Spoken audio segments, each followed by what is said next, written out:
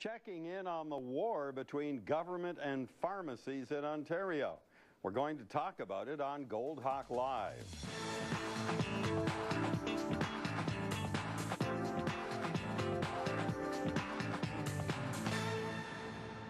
Well, the war began when Health Minister Deb Matthews announced the government would drastically reduce the price of generic drugs in Ontario by eliminating what is known as professional allowances paid by drug companies to pharmacists. Then the war really began. Pharmacies fought back, big and small. They said the move would economically damage pharmacies, drive some of the smaller ones out of business, and result in fewer services available for customers. And so our question for you tonight, do you believe you will save money on prescription drugs? You can call right now anywhere in Ontario at 1-800-968-7836. You can send me an email or you can tweet me on Twitter. And my guest tonight in Toronto, Christine Elliott is here. She's Progressive Conservative MPP for Whitby-Oshawa, Deputy Leader of the Progressive Conservative Party of Ontario, and in fact the opposition health critic. Susan Eng is here as well. She is Vice President of Advocacy at CARP. And in our Mississauga studio, Ben Shanuda is here. He's a community pharmacist and the President and CEO of the Independent Pharmacists Association of Ontario. And then a little later on the line, we'll be joined by Deb Matthews, Liberal MPP for London North Centre, and the Ontario Minister of Health and Long-Term Care. Thank you, everybody, for coming in and talking about this, for helping us cover what has really become a war. Susan Eng, is that your interpretation of what's going on here? Well, the stakes are high. Yeah. And it has gotten quite nasty, and CARP has been put in the middle of it. We're happy to support the changes. We think that the government could hurry up with some of its proposals for compensating pharmacists for services they do provide, and I think that's causing some of the angst. But unfortunately, seniors have also been put in the middle. And that means that people are worried, they're anxious, they're being told that the stores are going to close, that, you know, that the money that the government saves is not going to do them any good. And yet we forget that the drugs that you and I pay for are also going to be less costly. Well, that's the great hope, isn't it? Well, of course, that's the whole point of the exercise. Well, one would assume. It's saving some $500 million every year, and that's a lot of money and a lot of new drugs they could be covering. Christine Elliott, what's your view of this then? Well, it has become a war, and I think it's most unfortunate, and I think it really stems back to the fact that the government didn't engage in real negotiations with the pharmacists. The pharmacists had come to the table months ago with a plan that would have lower drug prices. I don't think anyone would disagree that we all want to see that would have eliminated the professional allowances that were actually brought in by the Liberal government, and that would have resulted in a fair compromise for everyone, would have saved $1.3 billion over a 4-year period, but the government didn't listen. Wasn't part of the problem that the professional fees, the pharmacists, one of them, were agreeing to having them eliminated for those under a drug plan, but not for everybody, and the Ontario government went full swath and said, no, no, no, we're doing this for everybody. Is that not part of the circumstance that you're talking about there? That's right. It all goes back to Bill 102 several years ago, and some changes were made at that point. I think there were some that believed it didn't go far enough. And so I think the view of the pharmacists is that it was sort of a fait accompli from the beginning, that the government had a view of what they were going to do, and they really didn't listen to the effects it was going to have, not just on pharmacists, but on delivery of frontline health care. All right.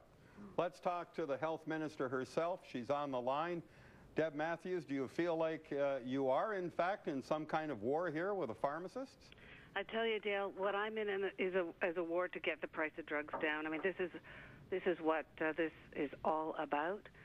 People in Ontario are paying far, far, far too much for generic drugs. And when I started to learn about how that worked, there was no question in my mind we had to take action. What are these? Explain for us mere mortals who have a hard time understanding this. What exactly are these professional fees that are being paid? What's that all about? So the generic companies are required to pay the pharmacies these allowances, rebates, whatever you want to call them, in exchange for stocking their drugs on the shelves. So it amounts to $750 million a year or thereabouts, and that's why the drug prices in Ontario are so much higher than they are in other places.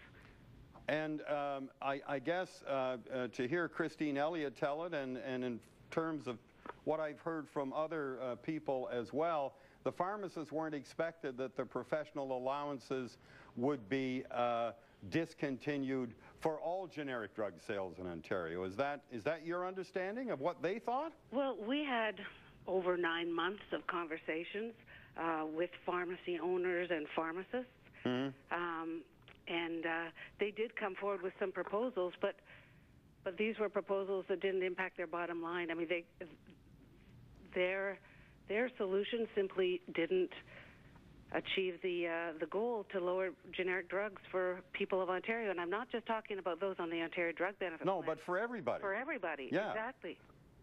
So I'm really disappointed that the Conservative Party has decided to ally themselves with big pharmacy. I think it's, I'm on the side of lower drug prices. I'm on the side of people with cancer, with diabetes, with all those conditions that require medication. We will be able to save people hundreds of dollars every year. And save the Ontario government money as well on the drug plan side of it. And what that means is we're going to be able to cover more drugs. The cost of our drug plan has gone up very rapidly, but as new drugs come on the market, we want to be able to fund those. We want to be able to include those in the formulary. We simply would not be able to do that unless we took some kind of action like the action we're proposing. Now, just to complicate everything, I know that you were asked questions about what would happen if pharmacists bought the, got a hold of the drugs, the generic drugs more cheaply in Ontario and then sold them at higher prices in other provinces. There are...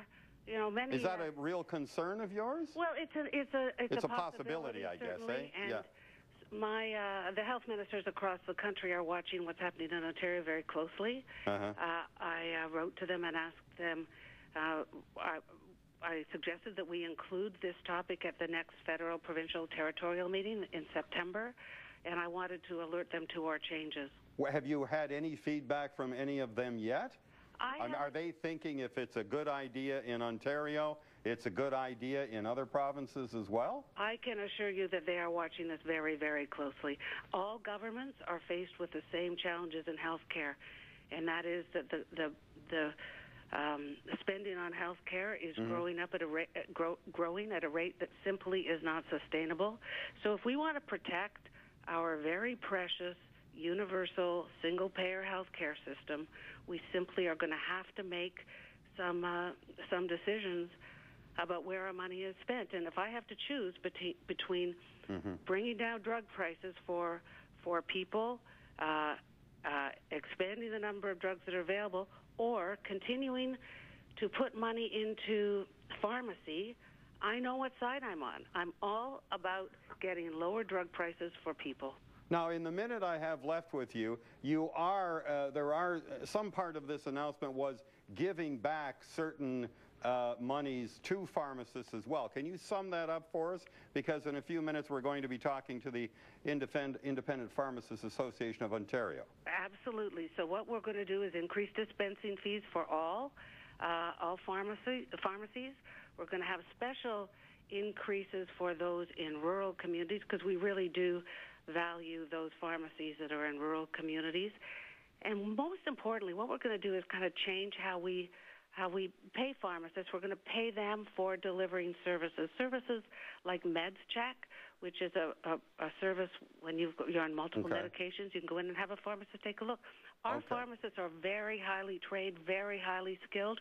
We want them to work for better health care. To work together. Deb Matthews, thank you very much for joining us this evening. We're taking a break, coming back with your calls and more interviews. Don't go away.